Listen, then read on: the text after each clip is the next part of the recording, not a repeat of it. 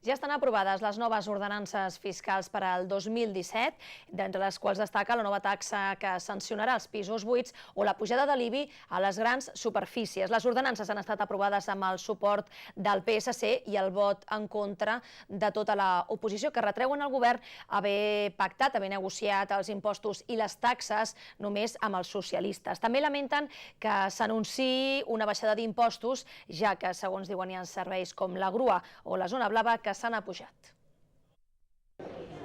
Partit Popular, Convergència i Unió i Ciutadans han coincidit en criticar que el govern hagi venut aquestes ordenances com una congelació general de preus i una pujada als qui més tenen, però que no hagin explicat l'augment de tarifes com la de la grua municipal i la zona blava.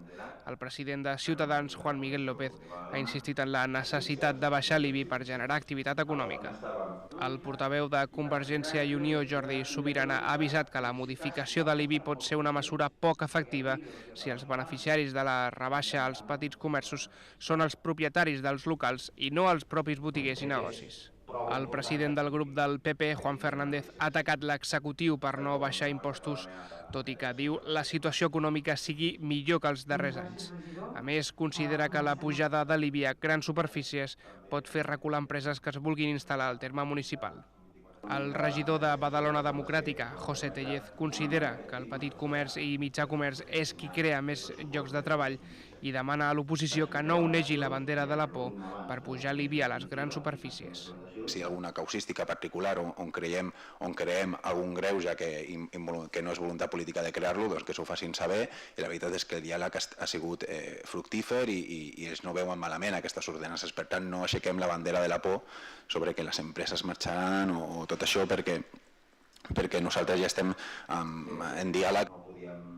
El PSC, l'únic grup que ha votat a favor, ha reivindicat que les modificacions negociades són redistributives i que segueixen la línia de treball de les darreres ordenances. D'Esquerra estem d'acord en que cal augmentar la càrrega fiscal a les entitats financeres, grans empreses i superfícies comercials, atenent sobretot a unes polítiques fiscals progressives que facin costat als veïns que ho passen pitjor. El regidor d'Espais Públics i Mobilitat, Francesc Duran, per la seva banda, ha respost que la tarifa de la grua s'ha augmentat de 121 a 127 euros per cobrir la despesa del propi servei. Pel que fa a la zona blava, argumenta que el preu s'ha pujat 7 cèntims l'hora, després de 3 anys congelat per posar-ho al nivell mitjà de la resta de poblacions. En tots dos casos, destaca que les tarifes de Badalona continuen sent més baixes que a la majoria de localitats. Un altre dels temes de debat ha estat l'actualització de la taxa de mercats municipals. El regidor de Badalona Pròspera i Sostenible, Àlex Mañas, ha esclarit que la gestió dels mercats i l'impost es troben en situació alegal des de la dècada dels 80 i que amb aquesta mesura es vol posar al dia.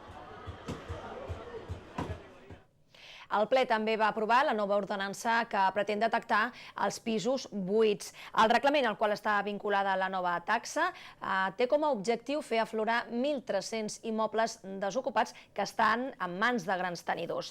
L'avantprojecte ha estat aprovat per tots els grups municipals, Sònia, excepte a Ciutadans, que es va abstenir. Sí, el regidor de Badalona Habitable, Oriol Lladó, ha volgut explicar que l'ordenança ha estat treballada en una comissió especial amb la qual han aportat continguts tots els grups i que ha estat aprovada al Consell de l'Habitatge. En aquest sentit, es tracta d'una idea que ha arribat al ple, segons diu, amb una base ferma i amb la referència d'altres ciutats com Sabadell, Terrassa o Santa Coloma, amb les quals s'ha contactat. L'oposició s'ha mostrat favorable, però ha expressat els seus dubtes sobre com es podrà posar a la pràctica aquest nou reglament. Asseguren que suposarà un fort desplegament a nivell de recursos humans i que s'haurà de posar el focus sobre els grans propietaris. Recordem que l'ordenança pretén que surtin a la llum prop de 1.300 pisos desocupats per poder-los incorporar al parc d'habitatge social de la ciutat.